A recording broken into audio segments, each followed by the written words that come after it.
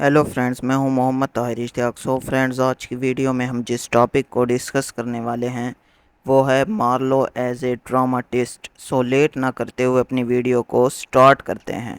Friends, अपना main topic start करने से पहले हम क्रिस्टोफर मार्लो की शॉर्ट बायोग्राफी को देख लेते हैं। तो फ्रेंड्स, क्रिस्टोफर मार्लो जो हैं वो February 6, 1564 में कैंटरबरी इंग्लैंड में पैदा होते हैं। इंग्लैंड का एक शहर है कैंटरबरी, तो ये उसमें पैदा होते हैं। और इनके जो पेरेंट्स थे वो ये थे कैथरीन मार्लो इनकी मदर का नेम है, और जॉन मार्लो इनके फादर का नेम है। तो फ्रेंड्स, इनकी जो डेथ है वो होती है May 30, 1593 में। और जिस शहर में इनकी डेथ होती है तो वो होता है डेटफोर्ट।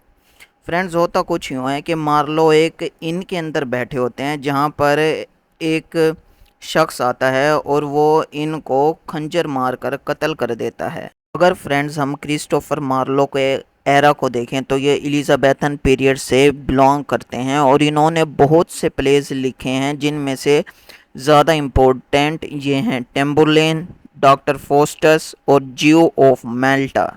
तो फ्रेंड्स, अब हम अपना main topic Marlowe as a dramatist को स्टार्ट करते हैं। फ्रेंड्स, अगर हम मार्लोवियन ट्रेजिक हीरोज़ को देखें तो मार्लो ने एक बिल्कुल ही न्यू टाइप का ट्रेजिक हीरो जो है वो इंट्रोड्यूस करवाया था। अगर हम इससे पहले की ट्रेजिडीज़ को देखें, जैसे कि क्लासिकल ट्रेजिडीज़ या मिडिवल कंसेप्ट जो था ट्रेजिडी का, तो उसमें ये होता था कि जो ट्रेजिडी होती थी ना, उसमें एक ऐसे इंसान की कहानी बयान की जाती थी जो कि बादशाह होता था या फिर वो शाही परिवार या शाही ख़ानदान से ताल्लुक़ रखता था।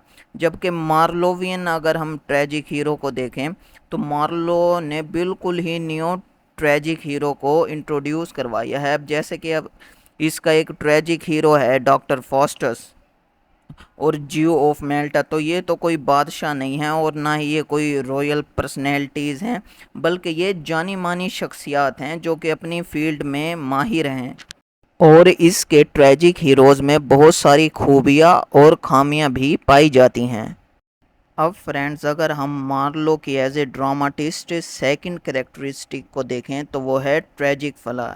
मार्लो जो अपने मेन कैरेक्टर और या प्रोटैगनिस्ट में जो ट्रेजिक फ़ला इंट्रोड्यूस्ड करवाता है तो वो वही कंसेप्ट है ट्रेजिक फ़ला का जो कि एरिस्टोटल ने दिया था। अब एरिस्टोटल के मुताबिक जो एक ट्रेजिक हीरो होता है तो उसके अंदर कुछ खूबियाँ भी पाई जाती हैं और कुछ खामियाँ भी पाई जाती हैं, और वो खामियाँ ऐसी खामियाँ होती हैं जिनकी वजह से वो पूरी ट्रेजिडी में सफ़र करता है, बहुत ज़्यादा मुश्किलात का वो शिकार होता है और आखिर में अपनी मौत तक जा पहुंचता है। तो जो मार्लो है उसने भी अपनी ट्रेजिडी में जो है वो एरिस्टोटेलियन कंसेप्ट जो है ट्रेजिक फला का उसको इंट्रोड्यूस करवाया है। अगर हम मार्लो के प्ले डॉक्टर फॉस्टस को देखें तो इसमें जो मेन करेक्टर होता है फॉस्टस, तो वो अपनी जो सोल होती है ना वो डेविल को सेल कर देता है, और उसके बदले में डेविल जो है उसे वो अनलिमिटेड पावर और नॉलेज दे देता है। और इसी तरह जो मार्लो का सेकंड प्ले है जियो ऑफ मेल्टा, तो उसमें जो मेन करेक्टर होता है बाराबास, तो वो भी यानी कि दौलत हासिल करने के लिए बहुत से गलत काम करता है। अब यानी कि हम कह सकते हैं कि जो मार्लो के मेन करेक्टर्स होते हैं तो उनमें भी ट्रेजिक फला पाया जाता है, और वो अच्छाई के साथ साथ बुराइयों का भी मजमुआ होते हैं। अब फ्रेंड्स, हमारे पास जो थर्ड करेक्टरिस्टिक है तो वो है इनर कॉन्फ्लिक्ट। पहले हम ये देख लेते हैं कि कॉन्फ्लिक्ट क्या होता है। फ्रेंड्स, कॉन्फ्लिक्ट ये होता है जब प्रोटैगनिस्ट कुछ करना चाहता है और एंटैगनिस्ट उसके रास्ते में रोड़े अटकाता है और उसे वो काम करने नहीं देता। तो इसी जो स्ट्रगल होती है प्रोटैगनिस्ट और एंटैगनिस्ट के दरमियान, उसी को हम कॉन्फ्लिक्ट का नाम देते हैं। लेकिन अब जो मार्लो है इसने अपनी ट्रेजिडीज़ में बिल्कुल एक अलग टाइप का कॉन्फ्लिक्ट इंट्रोड्यूस करवाया था जो कि इनर कॉन्फ्लिक्ट होता है। यानी कि जो मेन कैरेक्टर होता है इसकी ट्रेजिडीज़ में तो वो अपने आप से ही यानी कॉन्फ्लिक्ट में होता है। यानी कि अगर वो कुछ बुरा करना चाहे तो उसका ज़मीर उसको झंझोड़ता है अंदर से। अब जैसे कि हम डॉक्टर फॉस्टस प्ले को देखें तो इसमें जब डॉक्टर फॉस्टस अपने जो सर्वेंट होता है वैगनर उसको बुलाता है कि तुम स्कॉलर्स को बुला कर लाओ, मैं उनसे मशवरा लूँगा कि अब मैं ब्लैक मैजिक का जो इल्म है वो सीखना चाह रहा हूँ।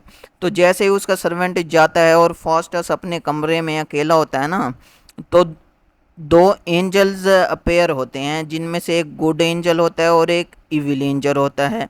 अब जो गुड एंजल होता है वो उसको कहता है कि तुम ये जो यानी कि ब्लैक मैजिक का इल्म है ये ना सीखो, और इविल एंजल जो होता है वो कहता है कि तुम इस इल्म को ज़रूर सीखो।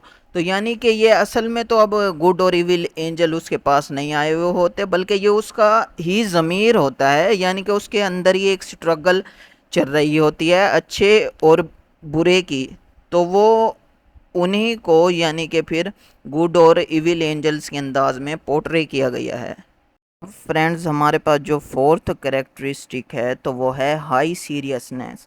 फ्रेंड्स, अगर हम मार्लोवियन ट्रेजिडीज़ को देखें तो इनमें जो है वो कॉमिक सीन्स बहुत ज़्यादा कम पाए जाते हैं, और यानी कि जैसा कि शेक्सपियर वगैरह जब अपनी ट्रेजिडीज़ में जो एक टेंशन वाला माहौल पैदा हुआ होता था तो उसको कम करने के लिए कॉमिक सीन्स इंट्रोड्यूस करवाते थे, जिनसे यानी कि जो ऑडियंस है उनको ड्रामेटिक रिलीफ मिलता था। लेकिन जो अब मार्लो है तो ये अपनी ट्रेजिडीज़ में जो है वो कॉमिक सीन्स को इंट्रोड्यूस नहीं करवाता, और जो डॉक्टर फॉस्टस में एक दो कॉमिक सीन्स हैं ना उनके बारे में क्रिटिक्स कहते हैं कि ये मार्लो ने नहीं लिखे थे, बल्कि ये बाद में इसके प्लेज में किसी और ने दाखिल किए हैं। तो इसी तरह जो फिर मार्लो की ट्रेजिडीज़ हैं उस उनमें ह्यूमर जो है वो बहुत ज़्यादा कम पाया जाता है, और इसकी ट्रेजिडीज़ सीरियस होती हैं। अब फ्रेंड्स, हमारे पास जो लास्ट करेक्टरिस्टिक है तो वो है प्लॉट कंस्ट्रक्शन। फ्रेंड्स, अगर हम मार्लोवियन प्लेज के प्लॉट्स को देखें ना तो इनमें काफ़ी टेक्निकल डिफेक्ट्स पाए जाते हैं। अब मार्लो का एक प्ले है एडवर्ड सेकंड, तो इस प्ले के अलावा मार्लो के जितने भी प्लेज हैं तो उनमें कुछ ना कुछ टेक्निकल डिफेक्ट्स पाए जाते हैं। जैसा कि क्रिटिक्स हैं तो वो मार्लो का जो प्ले है डॉक्टर फॉस्टस उसके बारे में वो ये कहते हैं कि जब यानी कि मार्लो के 24 ईयर्स पूरे हो जाते हैं और जब 12 बजते हैं तो यानी कि इविल एंजल्स आते हैं और जो डेविल्स वगैरह होते हैं उसकी आत्मा को ले जाने के लिए, लेकिन हमें ये नहीं दिखाया गया कि फिर वो उसकी आत्मा को कहाँ लेकर जाते हैं और उसके साथ वो क्या करते हैं। तो इसी तरह अब जो मार्लो के जो प्लॉट हैं तो उसमें कोई सब प्लॉट भी नहीं पाए जाते, यानी कि सिर्फ एक ही मेन एक्शन होता है इसकी स्टोरी का, और उसके अलावा कोई दूसरी छोटी मोटी जो स्टोरीज़ होती हैं वो उनमें शामिल नहीं की जाती हैं उसके मेन प्लॉट में। सो फ्रेंड्स, इसी के साथ हमारा आज का टॉपिक भी एंड होता है। अगर आपको मेरी इस वीडियो से कुछ नया सीखने को मिला है तो मेरी इस वीडियो को लाइक करें, अपने फ्रेंड्स के साथ शेयर करें और मेरे चैनल को सब्सक्राइब करें। Thanks and good bye.